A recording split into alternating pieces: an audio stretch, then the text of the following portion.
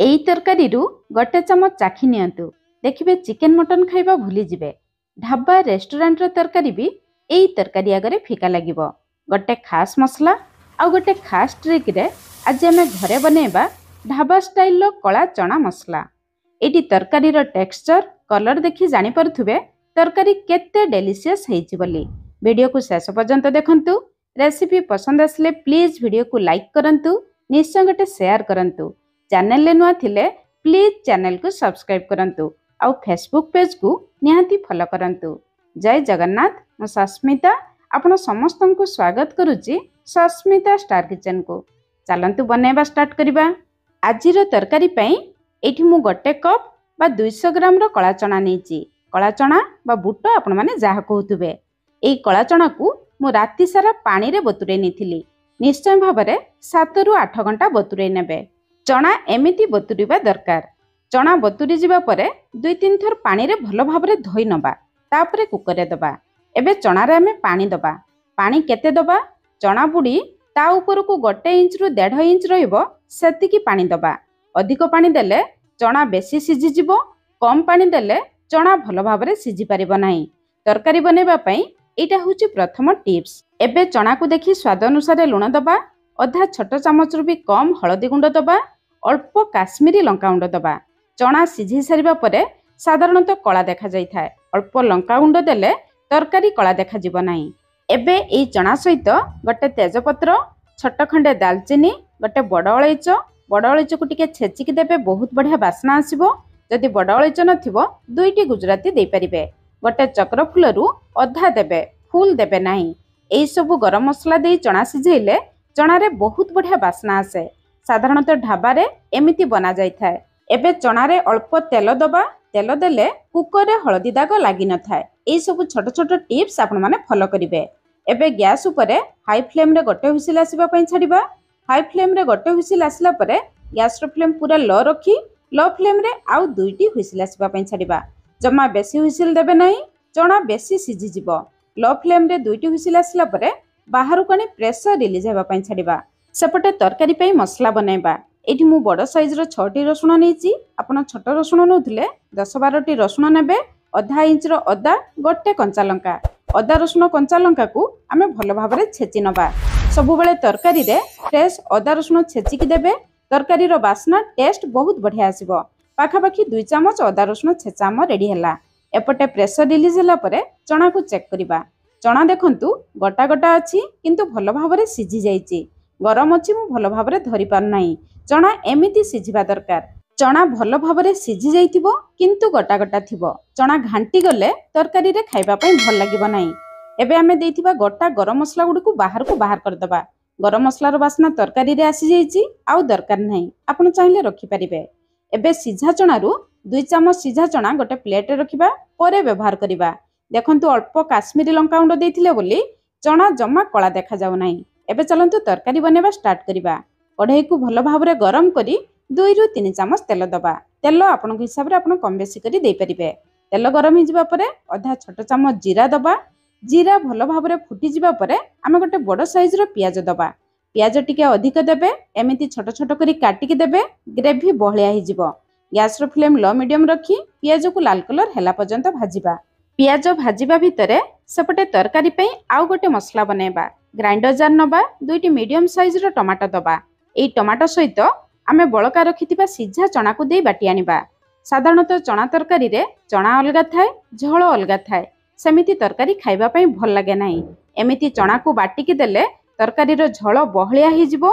चना झोल सहित मिसिकी रहिबो। एटा होची गोटे सीक्रेट टिप्स। एबे मसला रेडी हि गला। एपटे पियाज भी देखंतु लाल कलर हि आसलानी। पियाज लाल कलर हे जिबा परे आमे छेची रखिथिबा अदा रसुण कंचा लंकार छेचा को दे दबा। गैस रो फ्लेम लो मीडियम रखी अदा रसुण रो कंचा बास्ना जिबा पर्यंत मसला को आमे कसी नबा। एबे देखंतु अदा रसुण भलो भाबरे कसी गलानी। अदा रसुण कसी जिबा परे आमे बाटी रखिथिबा चना टमाटर पेस्ट को दे दबा। ग्राइंडर जार धोई 2-3 चामच पानी दे दबा। मसला सहित भलो भाबरे गळे नबा। एबे मसला रे आधा छोट चामच हळदी गुंड, आधा छोट चामच रु भी कम राग लंका गुंड दबा। गोटे कंचा लंका मसला रे देइथिले आपण माने जेतिके राग खाइबे सेही हिसाब रे लंका गुंड देबे। आधा छोट चामच काश्मीरी लंका गुंड दबा। तरकारी रे बहुत बढ़िया कलर आसीबो।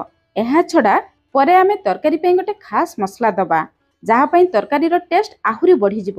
ଏବେ ଏହି ମସଲାରେ ଆମେ ମସଲା ପାଇଁ ସ୍ୱାଦ ଅନୁସାରେ ଲୁଣ ଦେବା। ଚଣା ସିଝାଇବା ସମୟରେ ଚଣାରେ ଆମେ ଲୁଣ ଦେଇଥିଲେ। 3-4 ଚାମଚ ପାଣି ଦେଇ ମସଲାକୁ କଷି ନେବା। ମସଲା କଷିବା ସମୟରେ ତଳେ ଲାଗିଯିବ, କାରଣ ଚଣାକୁ ଆମେ ବାଟିକି ଦେଇଛେ। ସେଥିପାଇଁ କଭର କରି ମଝିରେ ମଝିରେ ଗଳେଇ ଗଳେଇ ମସଲାରୁ ତେଲ ବାହାରିବା ପର୍ଯ୍ୟନ୍ତ ମସଲାକୁ ଭଲ ଭାବରେ କଷି ନେବା। ଏବେ ଆଜିର ତରକାରୀ ପାଇଁ ଖାସ୍ ମସଲା ବନେଇବା। ଗୋଟେ ଛୋଟ ଚାମଚ କଞ୍ଚା ଧନିଆ ଦେବା, ଅଧା ଛୋଟ ଚାମଚ କଞ୍ଚା ଜିରା ଦେବା, 2ଟି ଗୁଜୁରାତି, 3ଟି ଲବଙ୍ଗ, ଭଲ ବାସ୍ନା ଭଲ ଟେଷ୍ଟ ପାଇଁ 7-8ଟି ଗୋଲମରିଚ ଦେବା। ଗୋଲମରିଚ ରାଗ ଲାଗିବ, ଆପଣମାନେ ଯେତିକି ରାଗ ଖାଇବେ ସେହି ହିସାବରେ ଦେଖିକି ଦେବେ।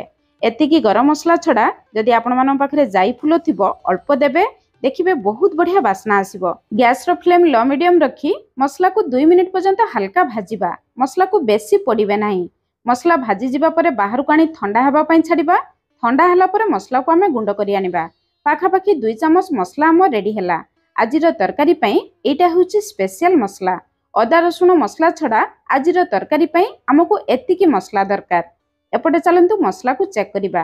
ମସଲା ଉପରକୁ ତେଲ ଆସିଯାଇଛି, ତାମାନେ ଆମର ମସଲା ଭଲ ଭାବରେ କଷି ଯାଇଛି। ମସଲାକୁ ଯେତେ ଭଲ ଭାବରେ କଷିବେ ତରକାରୀର ଟେଷ୍ଟ ବଢ଼ିବ, ତରକାରୀର କଲର୍ ବି ବହୁତ ବଢ଼ିଆ ଆସିବ। ମସଲା କଷିଯିବା ପରେ ଆମେ ସିଝେଇ ରଖିଥିବା କଳା ଚଣାକୁ ଦେବା। କେବଳ କଳା ଚଣା ଦେବା, ଏବେ ଆମେ ପାଣି ଦେବା ନାହିଁ। ଚଣା ସହିତ ଆମେ ବନେଇ ରଖିଥିବା ସ୍ପେଶିଆଲ ମସଲାକୁ ଦେଇଦେବା। ଏହି ମସଲା ଦେଇ ଚଣାକୁ ଆମେ 4-5 ମିନିଟ୍ ପର୍ଯ୍ୟନ୍ତ ଭଲ ଭାବରେ କଷି ନେବା। ଏହି ମସଲା ଦେଇ ଚଣାକୁ ଯେତେ ଭଲ ଭାବରେ କଷିବେ ତରକାରୀର ଟେଷ୍ଟ ବାସ୍ନା ସେତେ ବଢ଼ିବ। ଏବେ ଦେଖନ୍ତୁ ଚଣା ମସଲା ସହିତ ପୁରା ଲଟପଟ ହେଇଯାଇଛି, ଚଣାର କଲର୍ ବି ଚେଞ୍ଜ ହେଇଯାଇଛି। ଏମିତି କଲର୍ ଚେଞ୍ଜ ହେଇଯିବା ପରେ ଚଣା ସିଝେଇ ରଖିଥିବା ପାଣି ସହିତ ଅଳ୍ପ ପାଣି ମିଶାଇ ଆମେ ଗରମ କରିକି ସେଇ ଗରମ ପାଣି ଦେବା। ଜମା ଥଣ୍ଡା ପାଣି ଦେବେ ନାହିଁ, ତରକାରୀର କଲର୍ ତରକାରୀର ଟେଷ୍ଟ ପୁରା ଖରାପ ହେଇଯିବ। ପାଣି ଟିକେ ଅଧିକ ଦେବେ। ତରକାରୀ ଥଣ୍ଡା ହେଲା ପରେ ଝୋଳ ଆଉ ଟିକେ କମିଯିବ। ଏବେ ଆମେ ଗ୍ୟାସର ଫ୍ଲେମ୍ ଲୋ ମିଡ଼ିୟମ ରଖି 5-6 ମିନିଟ୍ କଭର କରିବା। 6 ମିନିଟ୍ ପରେ ଏଇଠି ଆମ ତରକାରୀର ଫାଇନାଲ ଲୁକ୍ ଦେଖନ୍ତୁ। ତରକାରୀର କଲର୍ ଆଉ ଟେକ୍ସଚର ଦେଖନ୍ତୁ। ଚଣା ଗୋଟା ଗୋଟା ଅଛି, କିନ୍ତୁ ଝୋଳ ସହିତ ଭଲ ଭାବରେ ମିଶି ଯାଇଛି। ଚଣା ଅଲଗା ନାହିଁ କିମ୍ବା ଝୋଳ ଅଲଗା ନାହିଁ। ତରକାରୀ ଏମିତି ରହିଲେ ଖାଇବା ପାଇଁ ଭଲ ଲାଗିବ। ଶେଷରେ କେବଳ ଅଳ୍ପ ଧନିଆ ପତ୍ର ଦେଇ ଆପଣମାନେ ଏହି ତରକାରୀକୁ ଏମିତି ଖାଇପାରିବେ। କିନ୍ତୁ ଯଦି ଢାବା ଷ୍ଟାଇଲରେ ବନେଇବା ପାଇଁ ଚାହିଁବେ, ଢାବାରେ ଯେମିତି ତଡ଼କା ଦିଆଯାଏ ଆମେ ବି ସେମିତି ଟିକେ ତଡ଼କା ଦେଇଦେବା। ତଡ଼କା ଦେବା ପାଇଁ ଗୋଟେ ଛୋଟ ତଡ଼କା ପ୍ୟାନ୍ ଗରମ କରି ଗୋଟେ ଛୋଟ ଚାମଚ ବଟର ଦେବା। ବଟର ଦେଲେ এই ତଡ଼କାର ବାସ୍ନା ଟେଷ୍ଟ ବହୁତ ବଢ଼ିଆ ଆସେ। ବଟର ବଦଳରେ ଆପଣମାନେ ଘିଅ ବି ଦେଇପାରିବେ, କିନ୍ତୁ ତେଲ ଦେଲେ ସେଇ ବାସ୍ନା ଆସିବ ନାହିଁ। ଅଧା ଇଞ୍ଚର ଅଦାକୁ ଏମିତି ଲମ୍ବା ପତଳା ଆକାରରେ କାଟିକି ଦେବେ। 2-3ଟି ରସୁଣକୁ ସେମିତି ଲମ୍ବା ପତଳା ଆକାରରେ କାଟିକି ଦେବେ। ଗୋଟେ କଞ୍ଚା ଲଙ୍କା। ଅଦା ରସୁଣକୁ ଏମିତି ଲମ୍ବା କାଟିକି ଦେଲେ ତରକାରୀ ପୁରା ଢାବା ଷ୍ଟାଇଲ ତରକାରୀ ପରି ଦେଖାଯିବ। ଗ୍ୟାସର ଫ୍ଲେମ୍ ହାଇ ରଖି ଅଦା ରସୁଣକୁ ଭାଜିବା। ଶେଷରେ ଅଳ୍ପ ହିଙ୍ଗୁ ଦେବା। ହିଙ୍ଗୁ ଦେଲେ ବହୁତ ବଢ଼ିଆ ବାସ୍ନା ଆସିବ। ହାଇ ଫ୍ଲେମ୍ରେ ସବୁ ଜିନିଷକୁ ଭାଜିବେ, ଯାହାଦ୍ୱାରା ତଡ଼କାରେ ଗୋଟେ ସ୍ମୋକି ଫ୍ଲେଭର ଆସିଯିବ। ଅଦା ରସୁଣକୁ ବେଶୀ ପୋଡ଼ିବେ ନାହିଁ। ଏତିକି ଲାଲ କଲର୍ ହେଇଯିବା ପରେ ବାହାରକୁ ବାହାର କରି ଆଣିବା। ତାପରେ ଅଳ୍ପ କାଶ୍ମୀରୀ ଲଙ୍କାଗୁଣ୍ଡ ଦେବା।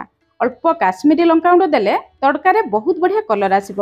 ଏବେ ଗରମ ତଡ଼କାକୁ ଫୁଟୁଥିବା ଚଣା ମସଲା ଉପରେ ଦେଇଦେବା। 1 ମିନିଟ୍ ପର୍ଯ୍ୟନ୍ତ କଭର କରିବା, ଯାହାଦ୍ୱାରା ତଡ଼କାର ବାସ୍ନା ତରକାରୀ ଭିତରକୁ ଆସିଯିବ। 1 ମିନିଟ୍ ପରେ ତରକାରୀ ଆମର ପୁରା ରେଡ଼ି। ତରକାରୀ ଦେଖନ୍ତୁ କେତେ ଡେଲିସିୟସ୍ ଦେଖାଯାଉଛି। ତଡ଼କା ଦେବା ଟୋଟାଲି ଅପସନାଲ ଅଛି। ଆପଣ ଚାହିଁଲେ ବିନା ତଡ଼କାରେ ପ୍ରଥମେ ଯେମିତି ବନେଇଲେ ସେମିତି ବି ବନେଇ ପାରିବେ, କିନ୍ତୁ ଥରେ ତଡ଼କା ଦେଇ ଦେଖନ୍ତୁ, ତରକାରୀ ପୁରା ଢାବା ଷ୍ଟାଇଲ ପରି ଲାଗିବ। ନିଶ୍ଚୟ ବନାନ୍ତୁ। କେମିତି ଲାଗିଲା କମେଣ୍ଟସ୍ କରି ଜଣାଇବେ। ଆଜି ପାଇଁ ରହିଲି, ପୁଣି ଦେଖା ହେବା ନୂଆ ରେସିପିରେ। ଧନ୍ୟବାଦ।